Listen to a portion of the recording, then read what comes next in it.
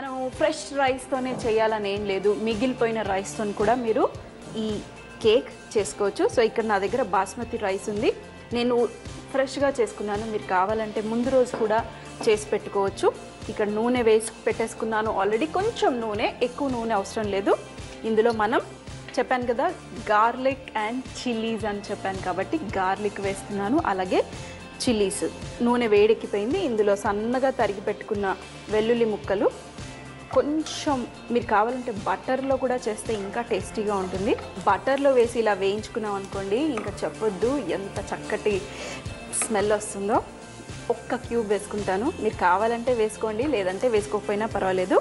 ఇప్పుడు మనం ఇందులో సన్నగా తరిగి పెట్టుకున్న గ్రీన్ చిల్లీస్, ఒకవేళ మీరు పిల్లలకి పెడుతున్నారనుకోండి కొంచెం కావాలంటే గ్రీన్ చిల్లీస్ కట్ చేసుకోవచ్చు, తక్కువ వేసుకోండి. అలాగే ఇందులో కలర్స్ ఆఫ్ క్యాప్సికమ్, మరి చిల్లీస్ అన్నాను కదా, గ్రీన్ చిల్లీసే కాకుండా ఈ క్యాప్సికమ్ని కూడా చిల్లీసే అంటారు, అందుకనే కొంచెం కలర్స్ ఆఫ్ క్యాప్సికమ్ వేసేస్తున్నాను.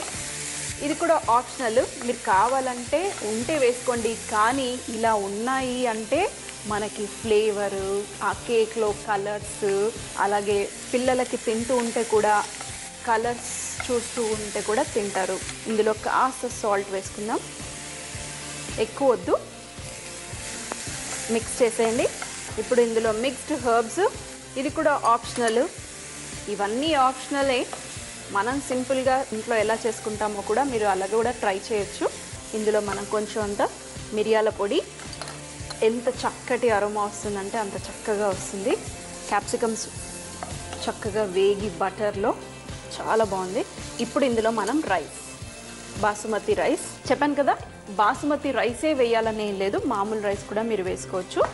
వేసుకొని కొంచెం ఫ్లేమ్ ఇంక్రీజ్ చేసేసి బాగా మిక్స్ చేసేసేయండి ఈ రైస్ని. అందులో స్టఫ్ చేసే ముందు మనం టేస్ట్ చెక్ చేసుకుందాము. ఒక్కసారి టేస్ట్, ఆ తర్వాత మిగతా ఇంగ్రీడియంట్స్. పర్ఫెక్ట్గా ఉంది. నేను కొంచెం సాల్ట్ వేసుకోవచ్చు. ఇందులో చిటికెడు టమాటా కెచప్, పిల్లలకి టమాటో కెచప్ అంటే చాలా ఇష్టం కదా, సో ఈ రైస్లోనే టమాటో కెచప్ వేసేసి మరొక్కసారి మిక్స్ చేసేయండి. ఇప్పుడు లాస్ట్లో మనం స్ప్రింగ్ ఆనియన్, అలాగే కొత్తిమీర, మీరు కావాలంటే వేసుకోండి, వేసుకోకపోయినా పర్వాలేదు కొత్తిమీర, ఎందుకంటే ఆల్రెడీ మనం అన్ని కలర్స్ వేసాం కదా. ఇలా కూడా తినొచ్చు, కానీ ఇలా పెడితే ఏంటి చెప్పండి, అందరూ ఇలాగే చేస్తారు కదా. కొంచెం డిఫరెంట్గా చేయటమే మన స్టైల్ కదా. సో మీరు కూడా అదే స్టైల్ని ఫాలో అయ్యి కొంచెం డిఫరెంట్గా చేసి పెట్టారనుకోండి, తినటానికి బాగుంటుంది, చూడటానికి బాగుంటుంది. రెడీ అయిపోయింది, స్టవ్ ఆఫ్ చేసేయండి. ఇప్పుడు మనం ఈ వేడి దాని మీద చీజ్, ఇక్కడ నా దగ్గర ప్రాసెస్ చీజ్ ఉంది, ప్రాసెస్ చీజ్, అలాగే మొజరెల్లా చీజ్, ఇవన్నీ మీకు మార్కెట్లో దొరికిపోతాయి. వేసేసి స్టవ్ ఆఫ్ చేశాను. ఈ వేడికే కరిగిపోతుంది. మరి స్టవ్ ఆన్ పెట్టుకున్నారనుకోండి మన చీజ్ కరిగిపోయి స్టిక్కీగా అయిపోతుంది. అంత వద్దు మనకి, ఈ వేడి మీదనే చాలు. సో మరి రెడీ ఇక్కడ. ఇప్పుడు ఒక్కసారి ఈ చీజ్ని మరొక్కసారి రైస్లో మిక్స్ చేసేసింది. ఇప్పుడు మనం ఈ రైస్ని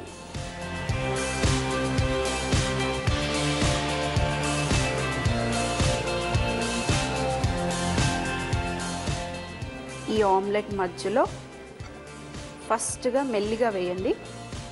ఇప్పుడు ఈ ఆమ్లెట్లో మనం చక్కగా ప్రెస్ చేసేసేయండి. కొంచెం లాస్ట్లో, నేను కొంచెం మిగిల్చి పెట్టుకున్నాను లాస్ట్లో వేయటానికి, వేసేసాను. అలాగే కాస్త స్ప్రింగ్ ఆనియన్ వేసేసి ఒక వైపున క్లోజ్ చేసేసి సీల్ చేసేసుకుందాం. సైడ్స్ కూడా మనం చీజ్ వేసాం కాబట్టి మొత్తం అతుక్కుపోతుంది. అలాగే ఇంకో వైపు కొంచెం కనిపించినా పర్వాలేదు. మరి ఈ మిక్చర్ని మీరు కావాలంటే అవన్లో పెట్టేసి ఒక 5 to 10 minutes బేక్ చేసుకోవచ్చు 180 degreesలో, కానీ మీ ఇష్టం. మీరు బేక్ చేసుకోవాలంటే బేక్ చేయండి, లేదంటే బేక్ చేయకపోయినా పర్వాలేదు. ఇలా డైరెక్ట్గా కూడా మనం దీన్ని ఉల్టా సర్వ్ చేసేసి కట్ చేసుకొని తినటమే. మరి సర్వింగ్కి ఒక చక్కటి ప్లేట్ తీసుకోండి, మీ ఇష్టం ఏ ప్లేట్ అయినా తీసుకోండి. ఇలాగే ఉండాలని ఏం లేదు. మెల్లిగా ఉల్టా చేసేయండి. చూడండి ఎంత చక్కటి కేక్ రెడీ అయిపోయింది. మీరు కావాలంటే చెప్పాను కదా, బేక్ చేసుకుంటే ఇంకొంచెం మనకి చీజ్ లోపల కరిగి వస్తుంది.